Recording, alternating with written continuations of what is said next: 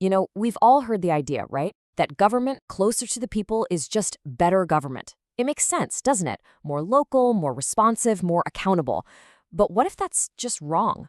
What if sometimes the smallest scale is actually where democracy goes to die? Today, we're going to dig into a story that flips that whole idea on its head. All right, so let's set the scene.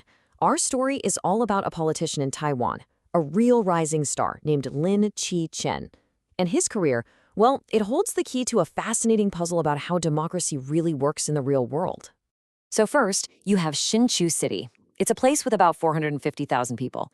And here, Mayor Lin was a huge success. I mean, he was basically a rock star. The political scene was pretty quiet, not a ton of media, and he built this great reputation as the young and fresh guy with awesome approval ratings. But then, he decided to run for mayor of Taoyuan, a massive city with over 2 million people, a whole different league. And that's when everything changed. Suddenly, under the bright lights of a much bigger city, his entire past was put under this giant microscope. Things that nobody really paid attention to back in Hsinchu, stuff about his university thesis, old political dealings, they exploded into national scandals. The media went into a frenzy, his opponents had a field day, and his career just imploded.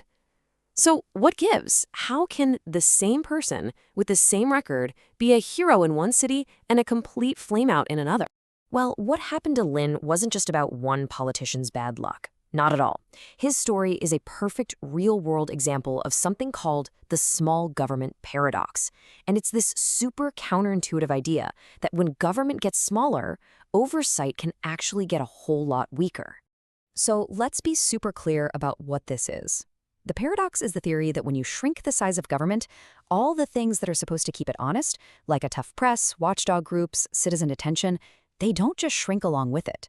A lot of the time, they just vanish, leaving this accountability vacuum. Okay, so why does this happen?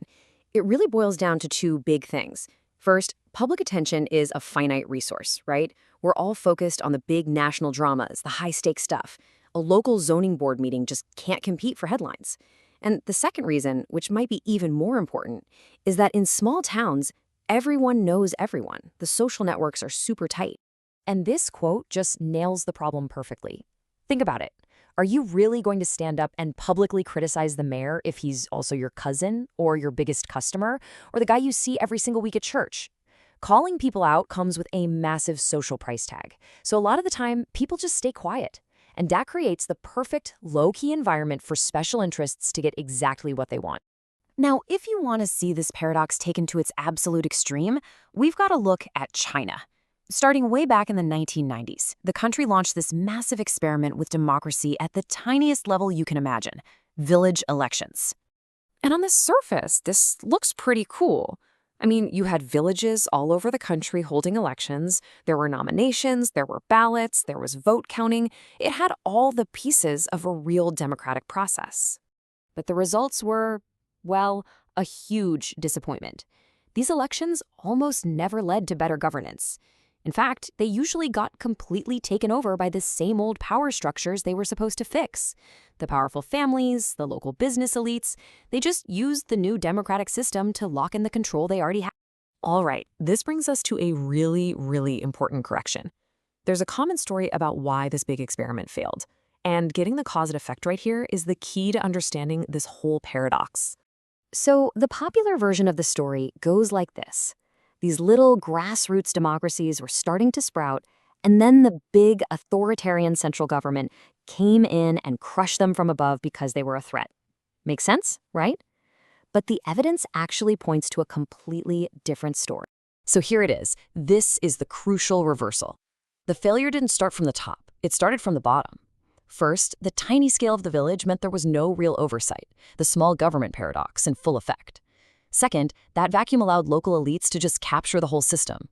And third, as corruption and bad governance got worse and worse, higher authorities were basically forced to step in and clean up the mess to prevent total chaos. So you see, the top-down control wasn't the cause of the failure, it was the result of it. Okay, so let's bring it all back to our opening story. What does all this tell us about Lin Chi-chen and his wild political ride? His story is the perfect allegory for what you might call a democratic threshold. In the smaller city of Hsinchu, he was operating below that threshold. The scale just wasn't big enough for intense, widespread public scrutiny.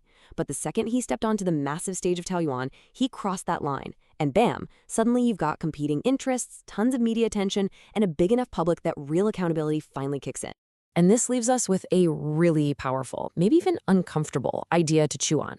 Democracy isn't some magic wand you can wave anywhere and expect it to work. It needs the right conditions to survive, and a huge part of that is scale. It needs to be big enough to generate real debate and real oversight. So maybe the most important question isn't just if we want democracy, but at what scale can we build it so it actually has a fighting chance?